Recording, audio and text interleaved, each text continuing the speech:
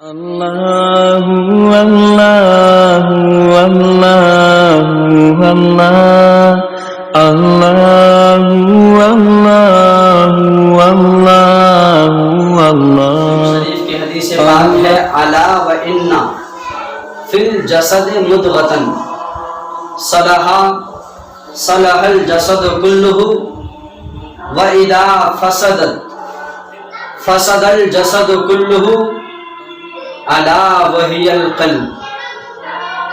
یہ حدیث پاک ہے، مسلم شریف کی حدیث پاک ہے۔ اس کا سیدھا اور سادہ ترجمہ یہ ہے کہ انسان کے جسم میں گوشت کا ایک لوتھڑا ہوتا ہے۔ انسان کے جسم میں گوشت کا ایک لوتھڑا ہوتا ہے۔ صلح جب وہ ٹھیک رہے، جب وہ درست رہے، جب وہ برقرار رہے، صلح الجسد کلہ، تو پورا جسم صحیح سالم رہتا ہے، پورا جسم ٹھیک رہتا ہے۔ اور آگے سرکار فرماتے ہیں وَإِذَا فَسَدَتْ، اور جب وہ بگڑ جائے، فَسَدَ الْجَسَدُ كُلُّهُ، تو پورا جسم بگڑ جاتا ہے۔ فَسَدَ الْجَسَدُ كُلُّهُ، تو پورا جسم بیکار ہو جاتا ہے۔ الا وہی القلب، تو سن لو کہ وہ دل ہے۔ اب اس سے پتہ یہ چلا کہ ہر انسان کے جسم میں ایک گوشت کا لوتھڑا ہے، اس کو دل کہتے ہیں، اور دل تمہارے اندر ہے۔ سرکار نے فرمایا جب وہ ٹھیک رہے تو پورا انسان ٹھیک رہتا ہے، اور جب وہ بگڑ جائے تو پورا انسان بہک جاتا ہے۔ جب وہ دل بگڑ جائے، جب وہ دل خراب ہو جائے تو پورا انسان بگڑ جاتا ہے، برے ماحول کی طرف جاتا ہوا نظر آتا ہے۔ جب یہ دل ٹھیک رہے گا، صلح، جب یہ دل درست رہے گا تو انسان نماز کی طرف جائے گا، انسان قرآن کی تلاوت کرے گا، انسان ماں باپ سے محبت کرے گا، انسان ہر چھوٹی چھوٹی نیکیاں کرنے کی کوشش کرے گا۔ وَإِذَا فَسَدَتْ، اور جب یہ دل بگڑ جائے، خراب ہو جائے، تو بظاہر انسان گناہ کے دلدلوں میں جاتا ہوا نظر آتا ہے۔ تو حضرات، ہمیں چاہیے کہ ہمارے جسم کے اندر جو دل ہے، تو اس دل کو ہم زمانے میں نہ لگائے، بلکہ اللہ نے ہمیں دل دیا ہے تو اس دل کے لیے ہر انسان کو دلدار بھی عطا کیا ہے۔ وہ دلدار میرے دوست اور کوئی نہیں ہے، وہ دلدار مدینے والے تاجدار ہے۔ اگر اللہ نے ہمیں آپ کو دل دیا ہے تو چاہیے کہ ہم اس دل کو مدینے والے تاجدار سے لگائیں۔ جب ہم اپنے دل کو مدینے والے تاجدار سے لگائیں گے تو دونوں جہان میں کامیاب ہوتے ہوئے نظر آئیں گے۔ حضرات، زمانے میں اچھی طریقے سے زندگی گزارنے کے لیے بس دو چیزوں کو فالو کر لینا، زمانے میں کامیاب ہو جاؤ گے۔ دو چیزوں پر عمل کر لینا، تمہاری زندگی اچھی طریقے سے گزر جائے گی۔ آؤ سرکار غوث اعظم کی زندگی کو دیکھیں۔ کسی نے غوث اعظم سے پوچھا، اے سرکار بغداد، اے سرکار غوثیت معاب، آپ کو اتنا بڑا مرتبہ مل گیا، یہ شان و شوکت، یہ بلندی آپ کو کیسے حاصل ہو گئی؟ تو سرکار غوث اعظم رضی اللہ تعالی عنہ نے ارشاد فرمایا، اس سائل کو سرکار غوث اعظم جواب دیتے ہیں کہ اس بلندی تک پہنچنے کے لیے صرف دو چیزیں امپورٹنٹ ہیں، صرف دو باتیں ایسی ہیں کہ دو باتوں کی بنیاد پر اللہ نے مجھے یہ مرتبہ عطا کر دیا ہے۔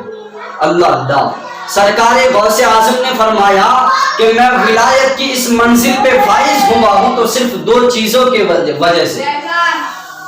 سائل نے پوچھا، حضور وہ دو چیزیں کیا ہے؟ تو سرکار غوث اعظم نے فرمایا کہ ہمیشہ سچ بولنا اور رزق حلال کھانا۔ میں ہمیشہ سچ بولتا رہا اور حلال روزی کھاتا رہا۔ آئیے میں آپ کو غوث اعظم کے بچپنے کا وہ واقعہ مختصر انداز میں بتاؤں کہ جب آپ ایک قافلے کے ساتھ بغداد کے لیے روانہ ہو رہے ہیں علم دین حاصل کرنے کے لیے۔ المختصر، تو آپ کی ماں نے 40 دینار آپ کے گدری میں سی دیے اور یہ نصیحت کی بیٹا کیسا بھی وقت کیوں نہ آئے کبھی جھوٹ نہ بولنا۔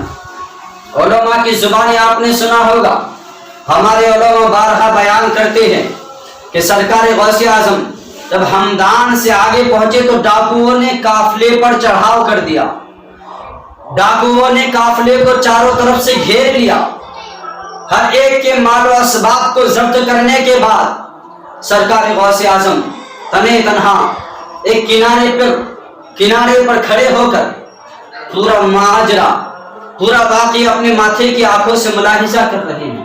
اللہ اللہ، ایک ڈاکو آیا سرکار غوث اعظم کی بارگاہ میں اور کہنے لگا، او نوجوان تیرے پاس کیا ہے؟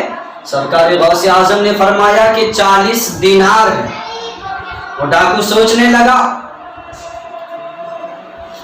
چھوٹا سا جوان لڑکا ہے، 40 دینار اس کے پاس کیوں کر ہوں گے؟ وہ مذاق سمجھ کر چلا گیا۔ پھر کچھ دیر کے بعد دوسرا ڈاکو آیا، وہی سوال، اے لڑکا بتاؤ تیرے پاس کیا ہے؟ سرکار غوث پاک نے فرمایا 40 دینار ہے۔ وہ بھی مذاق سمجھ کر واپس چلا گیا۔ جب دونوں ڈاکو اپنے سردار کے پاس پہنچے، سارا واقعہ بیان کیا، پھر سرکار غوث اعظم کے واقعات کو بھی بیان کیا کہ اے ہمارے سردار، ایک نوجوان لڑکا ہے، دیکھنے میں نہیں لگتا ہے کہ اس کے پاس کوئی مال و اسباب ہوگا، مگر وہ کہتا ہے کہ میرے پاس 40 دینار ہے۔ تو ڈاکوؤں کا سردار سرکار غوث اعظم کے پاس آتے ہیں، آنے کے بعد کہتے ہو شہزادہ بتاؤ تیرے پاس کیا ہے؟ سرکار غوث اعظم سخی ابن سخی، ولی ابن ولی، ایک بار جو بات کہہ دیتے ہیں اسی پر اٹل رہتے ہیں۔ سرکار غوث اعظم نے ببانی کا اعلان کیا، میرے پاس 40 دینار ہے۔ تو ڈاکوؤں کے سردار نے کہا، بیٹا اچھا وہ 40 دینار کہاں ہے، ذرا مجھے بتاؤ۔ سرکار غوث پاک نے فرمایا، میری ماں نے میرے گدری کے بغل کے نیچے میرے گدری میں سی دیے ہیں۔ ڈاکوؤں کے سردار نے حکم دیا کہ اس گدری کو چاک کیا جائے۔ جب گدری کو چاک کیا گیا تو اس سے 40 دینار نکلے۔ اللہ اللہ، سرکار غوث پاک کی صداقت پہ قربان کہ ابھی بچپنے کا زمانہ ہے، بچپنے کے زمانے میں سرکار غوث اعظم کی صداقت پر قربان ڈاکوؤں کے سردار نے کہا، اے بیٹا تو جانتا تھا کہ ہم رہزن ہیں، ہم ڈاکو ہیں، سارے مال و اسباب کو ضبط کر لیں گے، پھر تمہارے 40 دینار تو اپنی جگہ محفوظ طریقے سے رکھا ہوا تھا، پھر تم نے بتا کیوں دیا؟ سرکار غوث اعظم نے فرمایا، پھر میں کیا کرتا کہ 40 دینار کے لیے اپنے ماں سے کیے ہوئے وعدے کو توڑ دیتا؟ کیا 40 دینار بچانے کے لیے میں اپنی ماں سے بے وفائی کرتا؟ جب میں گھر سے نکلا تھا تو میری ماں نے ایک ہی وصیت کی تھی، بیٹا چاہے کیسا بھی وقت کیوں نہ آئے اپنی زندگی میں کبھی جھوٹ نہ بولنا۔ اس لیے میں نے جھوٹ نہیں بولا اور اپنے 40 دینار تمہیں دے دیا۔ اے ڈاکوؤں سن لو، 40 دینار تو کیا میں اپنی زندگی بھی لٹا سکتا ہوں، مگر اپنی ماں سے کیے ہوئے وعدے کو نہیں توڑ سکتا۔ اللہ اللہ، یہ غوث اعظم کی زندگی ہے جنہوں نے ہمیشہ پوری زندگی سچ بولتے رہے اور رزق حلال کھاتے رہے، یہاں تک کہ اللہ تبارک و تعالیٰ نے آپ کو وہ منصب عطا کر دیا کہ آپ منبر پر کھڑے ہو کر ایک دن ارشاد فرماتے ہیں، قدمی ہادی علی رقبتی کلی ولی اللہ، یہ میرا قدم ہر ولی کی گردنوں پر ہے۔ سرکار غوث اعظم سے ڈاکوؤں کا سردار عرض کرتا ہے، ہائے کہ تم اپنے ماں سے کیے ہوئے ایک وعدے کو توڑ نہیں سکتے، ہم نہ جانے دن بدن اللہ تبارک و تعالیٰ کی کتنی نافرمانیاں کرتے ہیں۔ اللہ تبارک و تعالیٰ نے اس ڈاکوؤں کے سردار کے دل میں ایمان کی دولت عطا کر دی، اور ڈاکوؤں کا سردار سرکار غوث اعظم سے عرض کر رہے ہیں، بیٹا اب ہم تمہارے ہاتھ پر ہی بیعت ہو کر کے مسلمان ہوں گے، بیٹا ہمیں کلمہ پڑھا کر مسلمان کر لو۔ تو حضرات اسی وقت سرکار غوث اعظم ڈاکوؤں کے سردار کو کلمہ پڑھا کر مسلمان کر دیتے ہیں۔ یہ سرکار غوث اعظم کی بچپن ہی کی کرامت ہے۔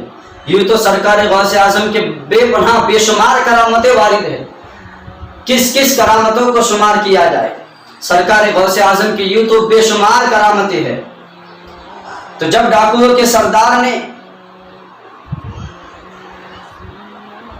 ایمان لایا اور اسلام قبول کیا، تو جو آپ کے غلام تھے، آپ کے جانثار تھے، انہوں نے بھی کہا، حضور جب ہم رہزنی میں آپ کے ساتھ تھے تو اب ایمان لانے پر بھی ہم آپ کے ساتھ ہوں گے، اب ہم بھی یہ چاہتے ہیں کہ ہم بھی کلمہ پڑھ کر مسلمان ہو جائے۔